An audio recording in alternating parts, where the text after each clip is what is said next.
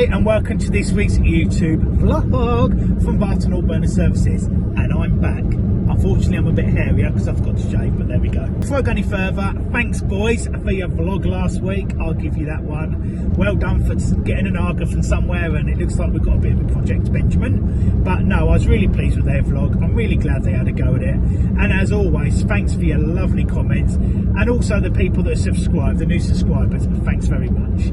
So, moving on to this week's YouTube vlog. Again, this is one that's been requested to us on more than one occasion. Tiger loops. We're going to talk tiger loops because people are not sure about the fitting of them, where they should go, how they work, the design of them, what types they are. Should it be plastic? Should it be metal? Blah, blah, blah, blah, blah. And we've had a lot of people ask us about, well, if you're putting a tiger loop in, how do you convert the oil pumps from a single pipe to a two pipe system? So I'm going to tell you it all, okay? So yeah, that's going to be this week's vlog. I'm going to start back at our office on a notepad, basically. I'm going to show you the basics on there with my super duper rubbish drawing. So you can try to get the basics and all the different ways that you can do it and stuff like that. And then I'll go to the workshop and I'll get the tiger loops out and show you the goods and the bads and bits and bobs. So I'm not going to go on anymore. Let's crack on with it because I'm back. This week's YouTube vlog. So I thought we'd start with a diagram because, yeah, sorry about the dodgy diagram, but we love a diagram. So, how a tiger loop works. Basically, there is your tiger loop there. There's your burner with your fuel pump, and there's your oil tank. Now, for this description at the moment, I know the filter's missing. I know the fire valve's missing. We're not doing a video about that. This is purely about a tiger loop. Things like oil lines, filters, fire valve, stuff like that, I'm going to do on another blog another day. Anyway, so the oil supply is going to come from the oil tank. It's going to go into the bottom of the tiger loop. Okay. There's a reservoir of oil inside this tiger loop, and obviously there's a float there and a non-return valve as well. Obviously, this tiger loop's now full of oil.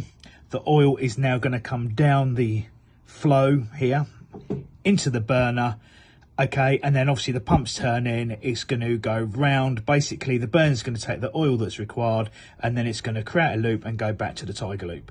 So the oil's coming from the tank, and it's going to the tiger loop, and this oil here is going round and round and round and round like a ring, just round and round, and the boiler just pulls off what oil is required. Any air that is generated from this then ends up going back to the tiger loop. And on the top of the tiger loop, if I do a little quick bit there like so, is a vent. And every so often it vents the air, excessive air, to the atmosphere. As I'll show you on the tiger loop, obviously it needs the vent to go like that. I will show you tiger loop in a minute, obviously, but I just thought I'd just go back to basics for a start. So that's basically how a tiger loop works. Now, if you're fitting a tiger loop, but there's already a non-return valve in the oil line, you must remove the non-return valve because an oil system is designed to work with one non-return valve. If you put too many in, the pump works too hard, it struggles, you've got a problem. So that's basically how it works. At the moment, I'm doing all this on a wall-mounted burner, okay, or boiler. I'll explain why. So that is how most people do a tiger loop. Now, there is a different way on a wall-mounted boiler, which means you do not use a tiger loop. And here it is. And basically, what you do is, you come from the tank again, you come out. And as you come out the ground onto the wall, you put a non-return valve here. And then you have the inlet that goes into the oil pump.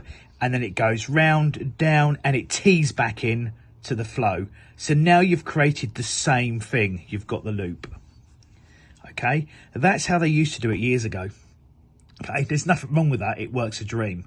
People like to see a tiger loop, and yes, it's brilliant.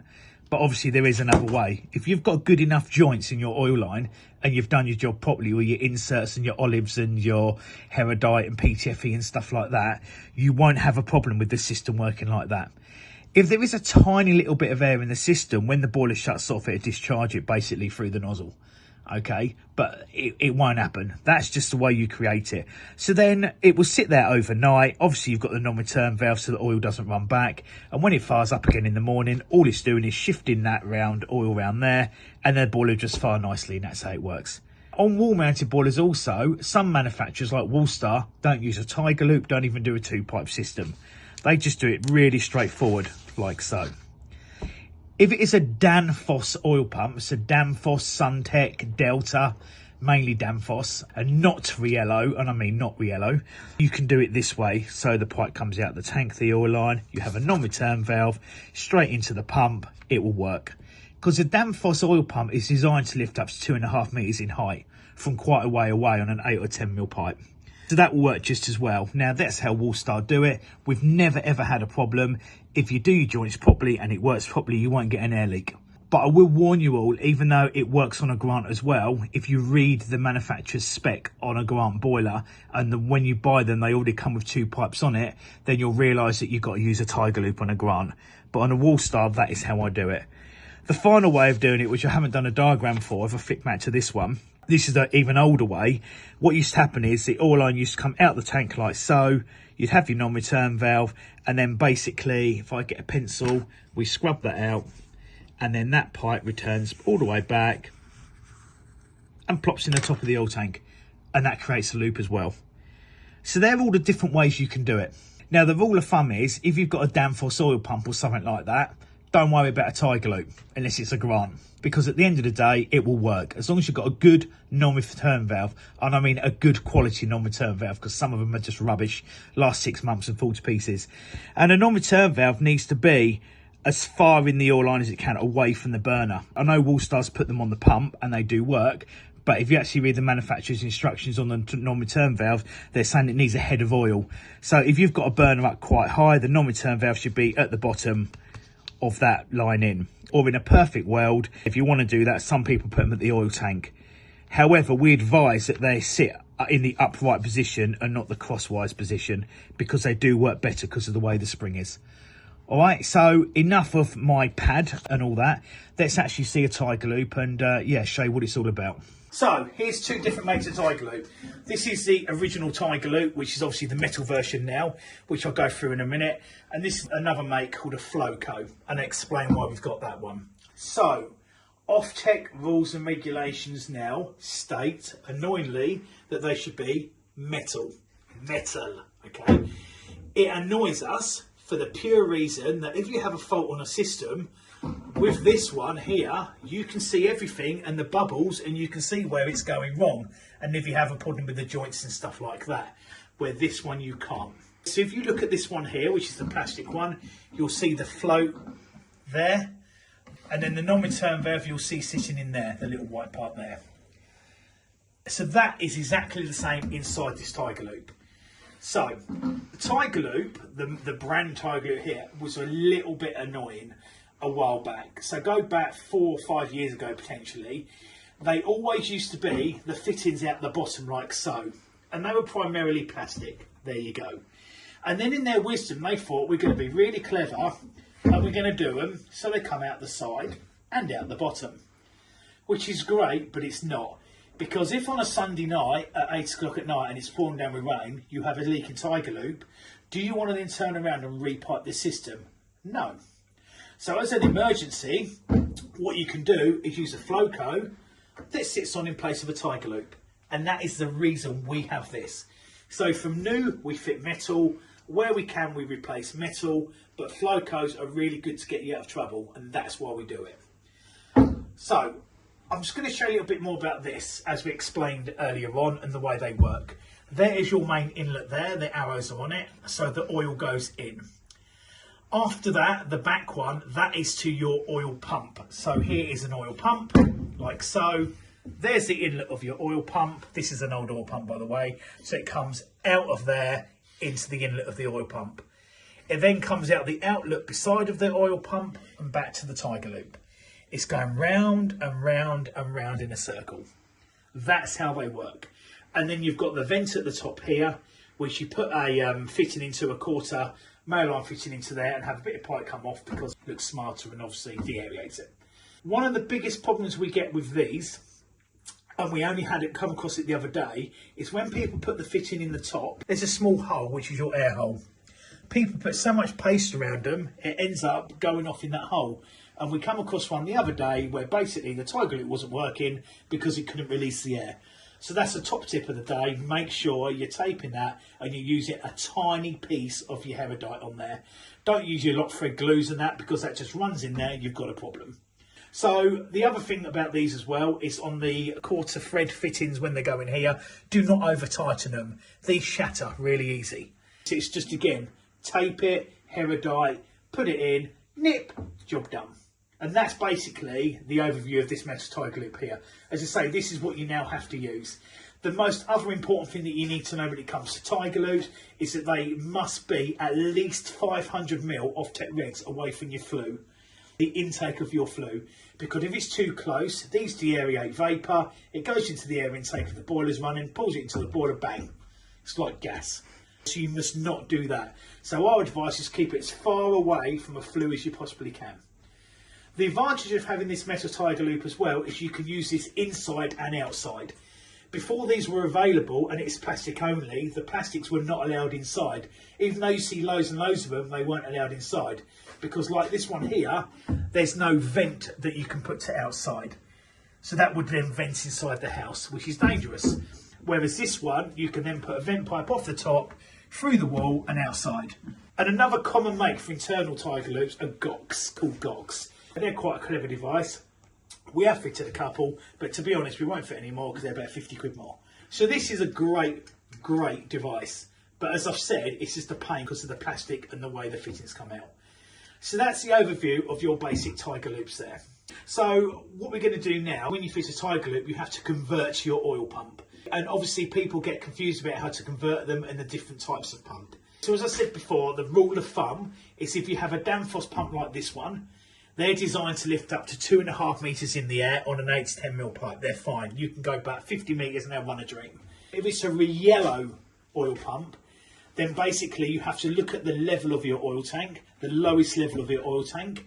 And if the lowest level of that oil tank is below the level of your pump on your burner, you need a tiger loop. It's as simple as that. Because if you don't, it will not work. Or in theory, it won't work. Okay, so that's tiger loop done there. You know why we're using that there. So I'm going to hand you over to Ryan now and he's going to show you the conversions on the R40, the RDB, the 11R3 and the 21R3 oil pumps, and then you're basically good to go. And before I hand you to Ryan, when you put a tiger loop internally on the side of a boiler on a Grant boiler house model, it's okay if it's close enough and you've got long flexible lines to put onto the burner.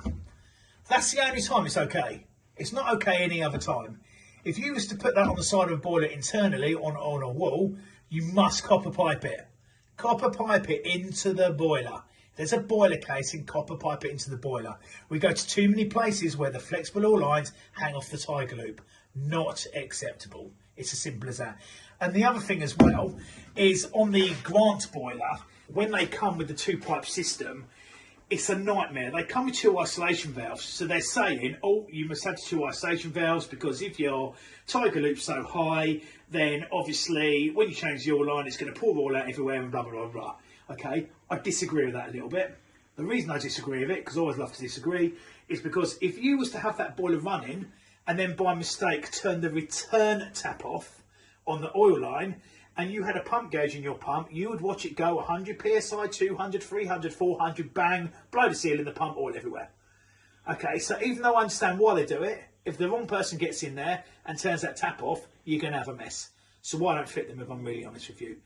And position of tiger loop, there's so many people say so many different things. But if you actually look on the tiger loop instructions, there's no set place to have it. If you look on the Off-Tech catalogue we had recently, the little handbook you can buy now for £25 from Off-Tech, you will see the tiger loops under the boiler on a wall mounted. Some people put it beside the boiler. It's up to you where you put it. As long as you create that loop at the end of the day, it's always personal preference. It's as simple as that. So now, over to Ryan. We are going to start with a Riello oil pump. Now, the conversions on an RDB and an R40 are exactly the same. So, here we have an arrow going in. That is the flow. Through it goes to that arrow there. Arrow pointing outwards. That's the return there. So, on one of these, what you do is, you undo that nut right there. Get this little teeny screw here. And in there is a hole with a thread. You simply put that in and do it up. You don't over tighten in, just nip that one up. Nice and easy. Same for the R40s and RDBs. On to the Danfoss pumps now. As we can see, BFP 11L3. Now the 11 is very important. You can also get these in R3, depending on which way they spin. This one, BFP 21L3. So, we're going to start with the 21L3. So, in here would be the copper line that goes straight to the nozzle.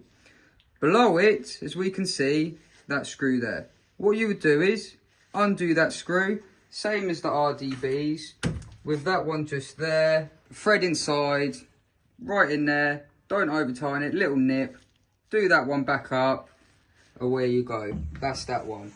Now on to the 11L3s or R3s. So first thing you do is you undo these 4 screws. Do be careful because they come with oil inside. Undo the top like this, met with a filter and a seal, hey ho. Now with this one, what you do is, as you can see this here, 1 to 2.